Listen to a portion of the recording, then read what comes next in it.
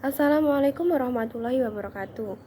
Perkenalkan, nama saya Evina Putri Stianingsih dari Prodi Perbankan Syariah dengan NIM 241080220. Di video kali ini saya akan mempresentasikan materi tentang himpunan dan bilangan. Dan nanti dilanjutkan dengan materi fungsi linear. Materi pertama yaitu himpunan. Apa sih itu himpunan? Himpunan adalah suatu kumpulan atau gugusan dari sejumlah objek. Objek yang mengisi himpunan disebut anggota, elemen, atau unsur. Himpunan juga dilambangkan dengan huruf besar seperti A, B, C, dan D. Sedangkan objek dalam himpunan dilambangkan dengan huruf kecil seperti A, B, C, D menggunakan huruf kapital yang kecil. Selanjutnya yaitu ada penyajian himpunan. Penyajian himpunan mencantumkan seluruh objek yang menjadi anggota suatu himpunan. Contohnya pada himpunan A. Himpunan A ini beranggotakan bilangan-bilangan bulat positif seperti 1, 2, 3, 4, dan 5.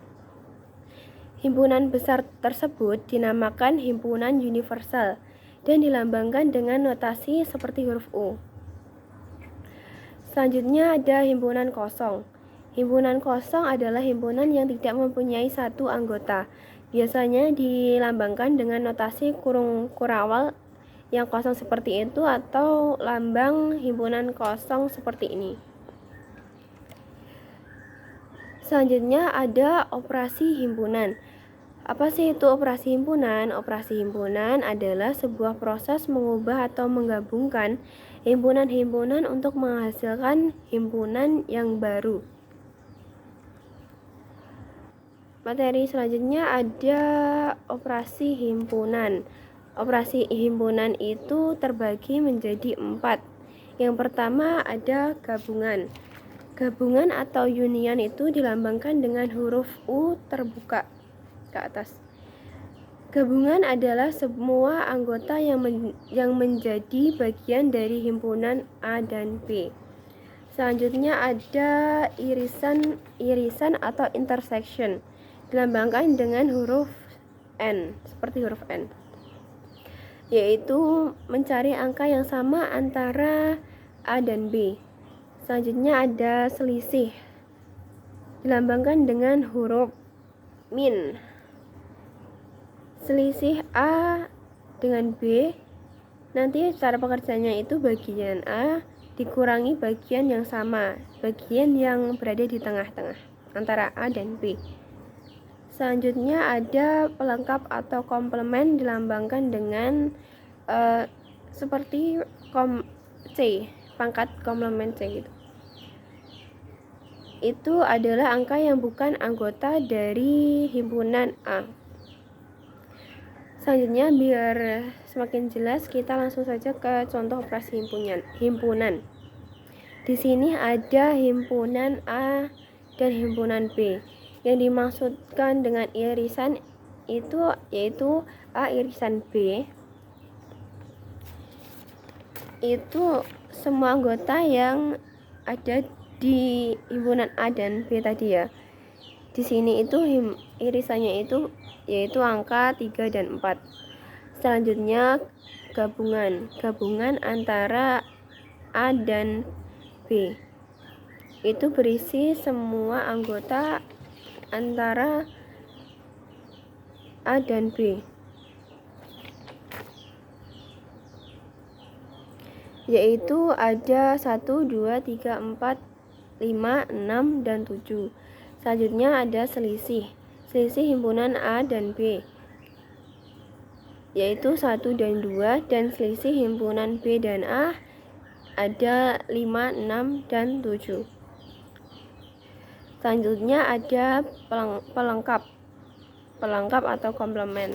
Tadi ada 5, 6, 7, 8, dan 9, dan pelengkap B ada 1, 2, 8, dan 9.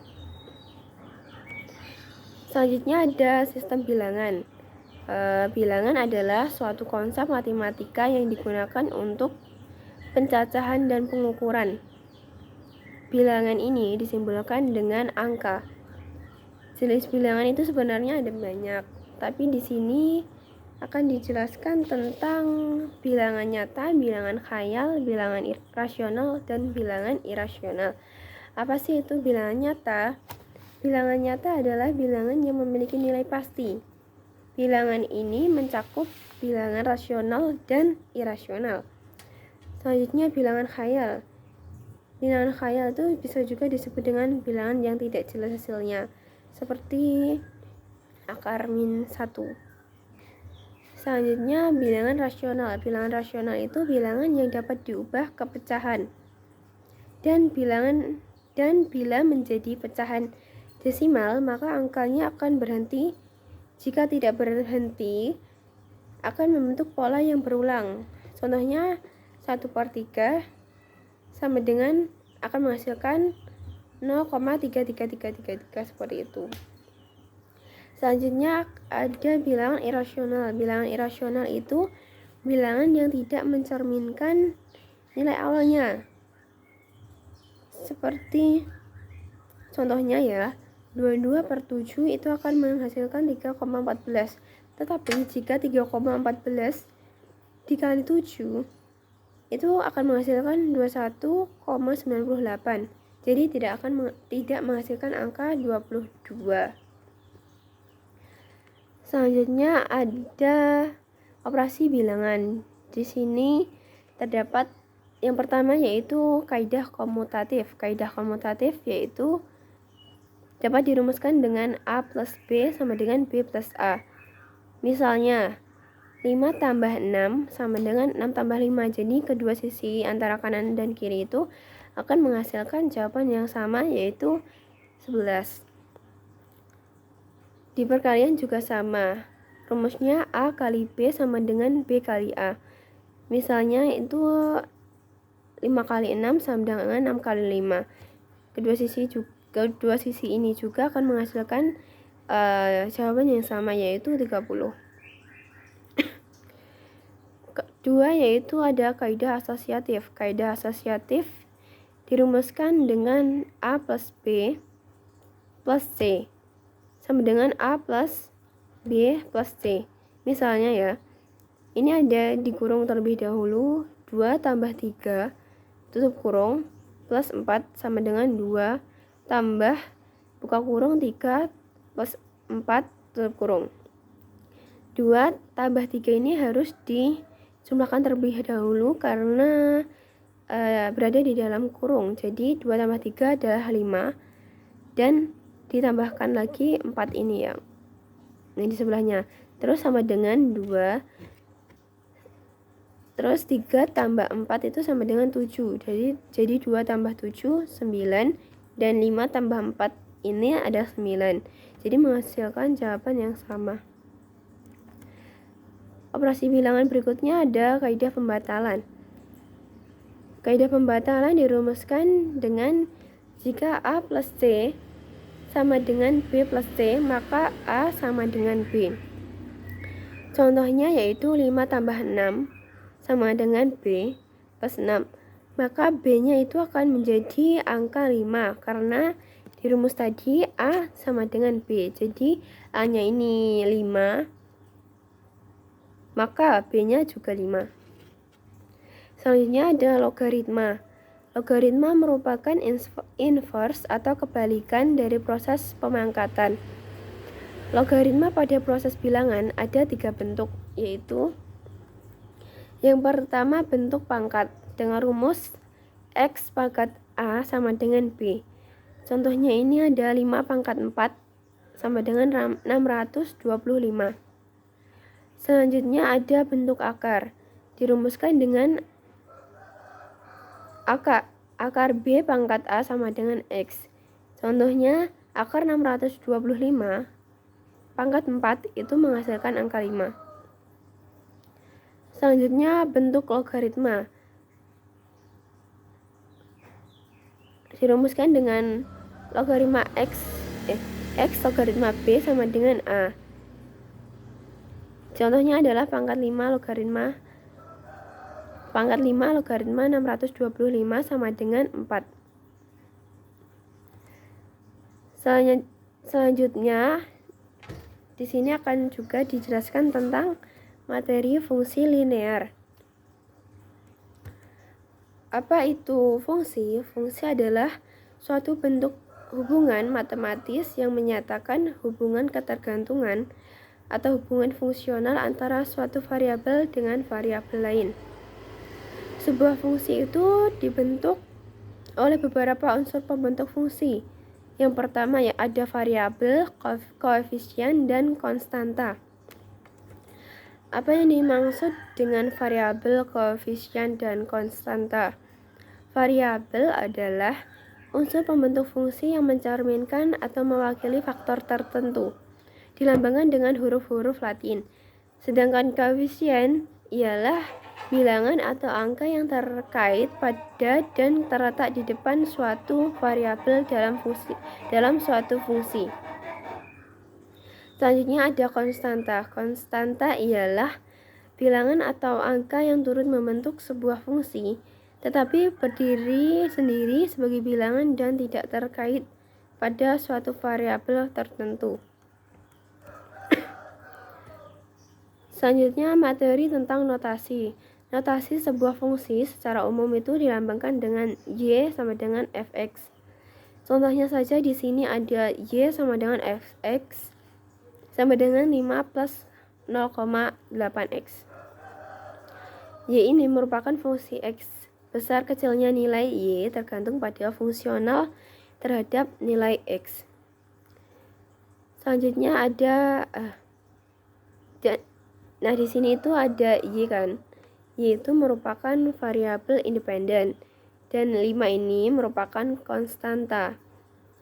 Dan 0,8 ini merupakan koefisien. Variasi x dan x adalah variabel independen. Selanjutnya ada yang dimaksud dengan fungsi linear. Apa sih itu fungsi linear? Fungsi linear atau fungsi berderajat 1 ialah fungsi yang pangkat tertinggi dari variabelnya adalah pangkat 1. Setiap persamaan linear digambarkan dengan menghasilkan sebuah garis lurus. Bentuk umum persamaan linear yaitu ada 2.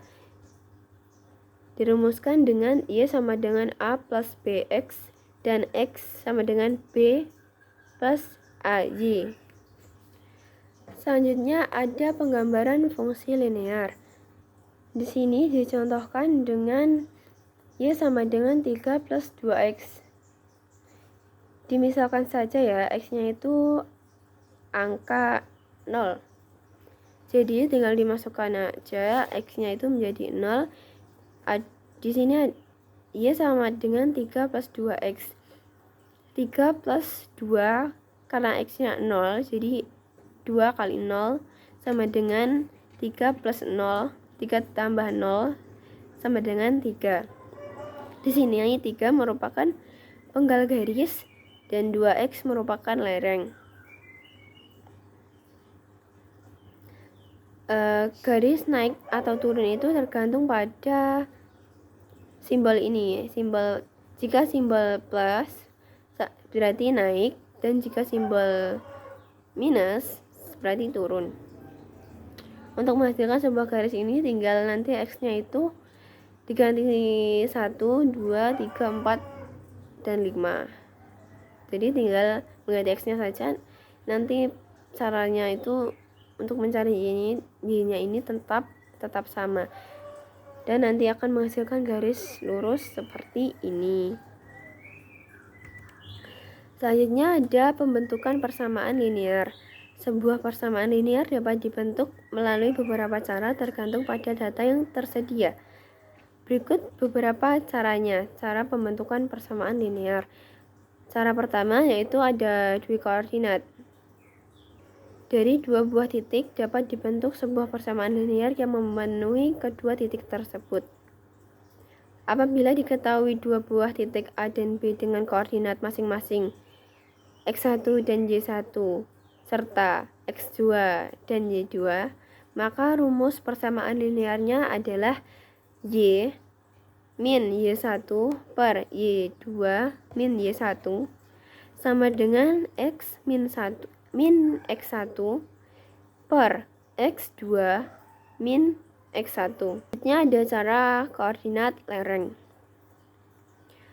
Apabila diketahui sebuah titik A dengan koordinat X1, Y1, dan lereng garis B, maka persamaan linearnya adalah Y min Y1 sama dengan B buka kurung X min X1 tutup kurung. Selanjutnya ada cara penggal lereng. Cara penggal lereng adalah sebuah persamaan linear dapat pula dibentuk apabila diketahui penggalnya pada salah satu sumbu A dan lereng garis B yang memenuhi persamaan tersebut, maka persamaan linearnya adalah sebagai berikut. Dirumuskan dengan Y sama dengan A plus BX, di mana A merupakan penggal dan B merupakan lereng. Ini diandaikan penggal dan lereng garis itu Fx masing-masing 2 dan 0,5. Maka persamaan linearnya yaitu Y sama dengan 2 plus 0,5X. Selanjutnya yaitu cara dwipenggal. Dwipenggal adalah sebuah persamaan linear dapat pula dibentuk apabila diketahui penggal garis pada masing-masing sumbu, yaitu penggal pada sumbu vertikal ketika X sama dengan 0 dan penggal pada sumbu horizontal ketika Y sama dengan 0. Maka persamaan linearnya adalah Y sama dengan AX min A per CX, di mana A adalah penggal vertikal dan C adalah penggal horizontal. Berikut adalah penerapan ekonomi fungsi linear. Yang pertama ada fungsi permintaan dan penawaran. Teori permintaan. Jika harga suatu barang meningkat, maka permintaan terhadap barang tersebut akan menurun. Sebaliknya, penurunan harga barang tersebut akan mendorong peningkatan permintaannya. Sebentar. Ini dari sisi konsumen dan dirumuskan dengan HID sama dengan FP, maka HID sama dengan A min BP atau PD, D-nya kecil, sama dengan A per B min 1 per BQ. Yang kedua ada teori penawaran. Teori penawaran menyatakan jika harga suatu barang meningkat, maka penawaran barang tersebut akan meningkat. Sebaliknya, penurunan harga barang tersebut akan mendorong penurunan penawaran. Di sini dapat dikatakan menjadi teori dari produsen. Nah, teori ini itu dirumuskan dengan QS sama dengan FP, maka QS sama dengan A plus BP atau PS sama dengan A per B plus 1 per BH. Materi selanjutnya yaitu keseimbangan pasar. Pada suatu jenis barang dikatakan berada dalam keseimbangan atau equilibrium apabila jumlah barang yang diminta sama dengan jumlah barang yang ditawarkan. HID sama dengan HS. Secara grafik, keseimbangan ini ditunjukkan oleh perpotongan kurva permintaan dengan kurva penawaran. Pada posisi keseimbangan ini tercipta harga keseimbangan equilibrium price dan jumlah keseimbangan equilibrium quantity. Selanjutnya ada pengaruh pajak. Jika suatu barang dikenakan pajak, maka harga jual akan naik dan jumlah barang yang diminta akan berkurang, sehingga berpengaruh keseimbangan pasar barang tersebut. Persamaan penawaran sebelum pajak dirumuskan dengan P sama dengan A plus BG. Sedangkan jika sesudah pajak dirumuskan menjadi P sama dengan A plus BG plus T. Beban pajak yang ditanggung oleh konsumen dirumuskan dengan TK sama dengan PE aksen min PE. Sedangkan beban pajak yang ditanggung oleh produsen dirumuskan dengan TP sama dengan T min TK. Dan jumlah pajak yang diterima oleh pemerintah dirumuskan dengan T sama dengan T kali E aksen. Selanjutnya ada pengaruh subsidi. Jika suatu barang diberikan subsidi, maka harga jual barang tersebut turun dan jumlah barang yang diminta akan meningkat sehingga mempengaruhi keseimbangan pasar barang tersebut. Nah, ini rumusnya. Rumus persamaan penawaran sebelum subsidi dinyatakan dengan P sama dengan A plus BI. Jika sesudah subsidi dirumuskan menjadi P aksen sama dengan A plus BI min S. Bagian subsidi yang dinikmati oleh konsumen dirumuskan dengan SK sama dengan PE min PE aksen. Sedangkan bagian subsidi yang dinikmati oleh produsen dirumuskan dengan SP sama dengan S min SK. Dan jumlah subsidi yang dibayarkan oleh pemerintah dirumuskan dengan S sama dengan S kali S kecil kali E aksen. Selanjutnya ada fungsi biaya. Fungsi biaya total atau total cost yang dikeluarkan oleh sebuah perusahaan dalam operasi. Bisnisnya terdiri atas biaya tetap fixed cost dan biaya variabel cost. Jadi biaya total itu dapat dirumuskan dengan biaya tetap ditambah dengan biaya variabel. Selanjutnya, setiap biaya tetap adalah tidak tergantung pada jumlah barang yang dihasilkan. Biaya tetap merupakan biaya konstanta, merupakan sebuah konstanta. Sedangkan biaya variabel ini tergantung pada jumlah barang yang dihasilkan. Semakin banyak jumlah barang yang dihasilkan, semakin besar pula biaya variabelnya. Secara matematik, biaya variabel merupakan fungsi dari jumlah barang yang dihasilkan. Selanjutnya ini ada bentuk umum persamaan fungsi biaya. Fungsi biaya di sini dirumuskan dengan FC sama dengan K, VC sama dengan F, Hi sama dengan V, Hi, V, Ki. Selanjutnya ada C sama dengan G, Hi sama dengan VC plus FC sama dengan K plus V, Hi. Selanjutnya ada fungsi penerimaan. Fungsi penerimaan atau penerimaan total revenue adalah hasil kali jumlah barang yang terjual dengan harga jual per unit barang tersebut.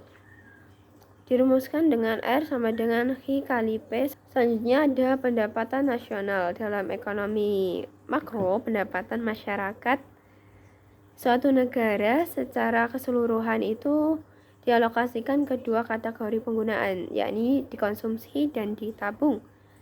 Jika pendapatan dilambangkan dengan Y, sedangkan konsumsi dan tabungan masing-masing dilambangkan dengan C dan S, maka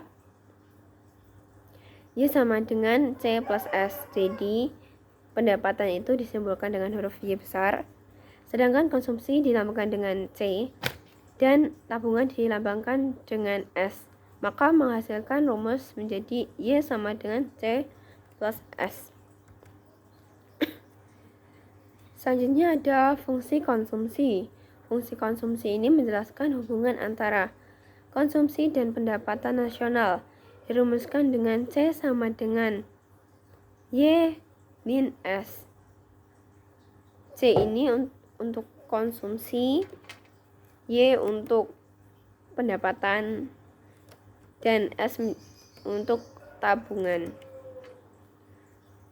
Rumus kedua yaitu C sama dengan A plus B kali Y.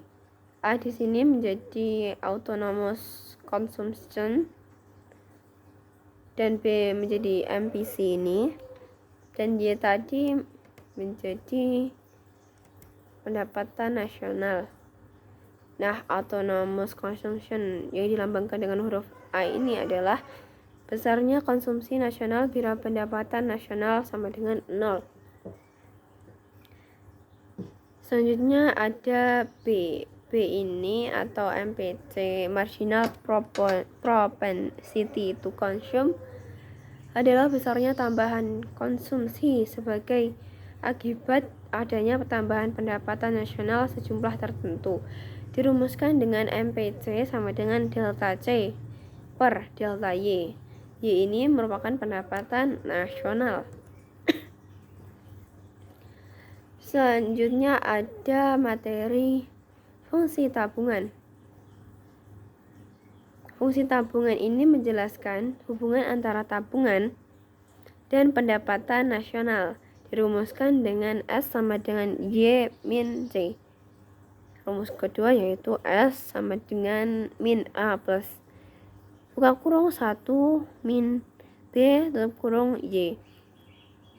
A ini di sini di dalam fungsi tabungan itu menjadi tabungan otonom. Berbeda dengan A di fungsi konsumsi tadi yang menjadi autonomous consumption. Di sini tabungan otonom itu atau autonomous saving menjadi besarnya tabungan nasional pada Y jika Y tadi pendapatan nasional jika Y-nya 0. Selanjutnya B ini adalah MPS atau marginal propensity to save. Terus rumus selanjutnya ada MPS sama dengan delta S per delta Y. MPS ini adalah besarnya tambahan tabungan sebagai akibat adanya tambahan pendapatan nasional sejumlah tertentu. Supaya mudah dipahami, langsung saja kita ke contoh soal. Pada saat pengangguran, seorang membutuhkan dana sebesar Rp150.000 untuk konsumsi. Setiap pendapatan Rp100.000 yang diperoleh akan digunakan sebesar Rp60.000 untuk konsumsinya. Pertanyaan pertama yaitu disuruh membuat fungsi S dan C, dan kedua ada berapa C dan S pada saat Y sama dengan 500.000. Yang ketiga ada pada saat S 0 berapa Y-nya. Selanjutnya kita langsung saja ke pembahasan pertama. Ya, diketahui A sama dengan 150.000 dan B 60.000 dikurangi pendapatan yang 100.000 tadi, dibagi pendapatan yang 100.000 tadi sama dengan 0,6.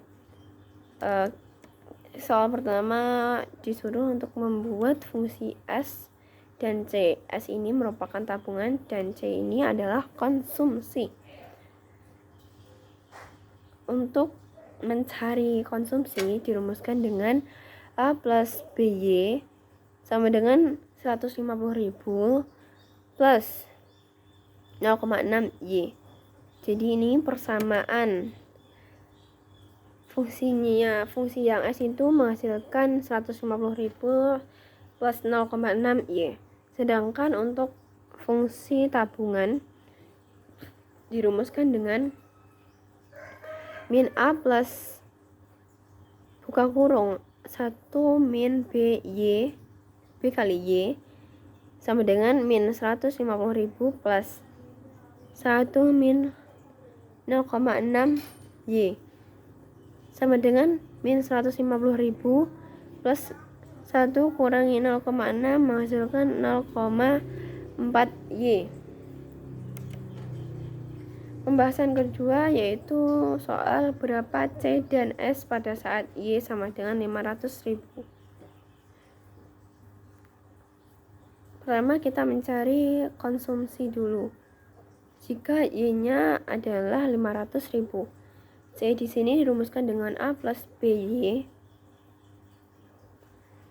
sama dengan A 150.000 ditambah 0,6 dikali 500.000 menjadi 150.000. 0,6 dikali 500.000 ini menghasilkan 300.000. Jadi 150.000 ditambah 300.000 itu menghasilkan 450.000. Selanjutnya ada tabungan jika Y-nya adalah 500.000. Dirumuskan dengan S sama dengan min A plus 1 min BY sama dengan min 150.000 plus 1 min 0,6 dikali 500.000 menghasilkan min 150.000 ditambah 0,4, 1 kurangi 0,6 menghasilkan 0,4 dikali 500.000. Jadi itu menghasilkan S-nya sama dengan 50.000. Selanjutnya ke pembahasan ketiga. Pada saat S sama dengan 0, berapa nilai Y? Dirumuskan dengan S sama dengan min A plus 1 min B kali Y jika S sama dengan 0. S-nya itu berubah menjadi 0, jadi sama dengan min 150.000 ditambah 1 dikurangi nilai B 0,6, jadi 1 kurangi 0,6 dikali Y. Jadi 150.000 itu dipindah ke sisi sebelah kiri akan menjadi positif. Jadi positif 150.000 sama dengan 1 kurangi 0,6 menghasilkan 0,4. Jadi sebelah kanannya menghasilkan 0,4 Y. Jadi Y sama dengan 150.000 di per 0,4 menghasilkan 375.000. Di sini juga dapat diuji menggunakan rumus S. Jadi S sama dengan minus 150.000 ditambah 0,4 dikali 375 sama dengan S